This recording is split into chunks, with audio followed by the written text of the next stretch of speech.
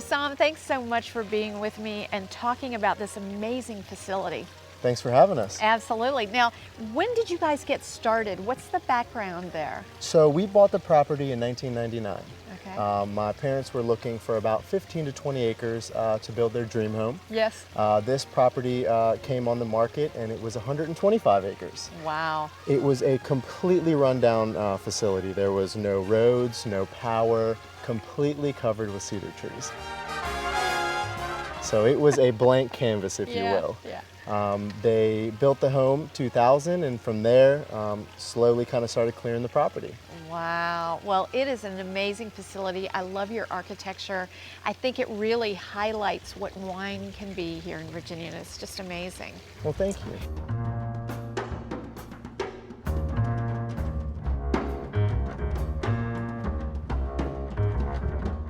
So the new production area was completed October of last year. We had a little bit of help from King Family, love them. Fano. Yes. We went over, they built a beautiful building that they have there. Yeah. And we kind of walked through the design that they had, the things that worked great, the things that didn't work as great as they anticipated. Yeah. And we were able to complete this building to hold 15,000 cases is what the ultimate goal would be.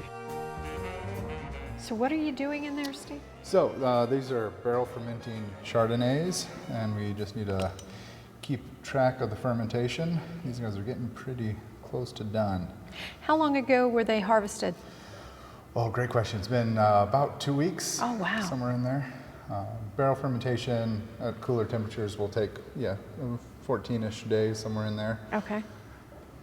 So you're getting close. We are, which makes it all much more messy. So you have to fill it all the way to the top. So you can take a look here at, so this is reading, this is just a hydrometer, density 0 means pure water.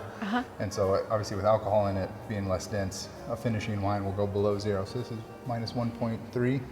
Wow. And then you can kind of see the graph here of the fermentation. We do this about, during the hydro red fermentation, we do about 25, 50 times a day. So, Oh my gosh. Lots of hydrometer. Now I know that you're doing a little bit with drying some grapes in Yes. advance to try that. Tell us a little bit about that. So the idea is, as we get later into the season, especially a vintage like this, where it looks like we're going to be 2 weeks behind, certain fruit varieties just have a hard time hanging out on the vine for an extended amount of time. And so you can always add sugar to get the alcohol you need, but you're really missing that kind of last window of ripening when the skins really start to break down, the seeds start to get nice and brown and give you the tannin structure you're looking for. So the idea is we bought an old 1950s tobacco barn. This is, a few other people in Virginia do it, so we just decided to give it a shot this year, and hopefully we can ripen up about 20% of the fruit and then kind of blend that back into the main tank and get the depth of flavor we're looking for.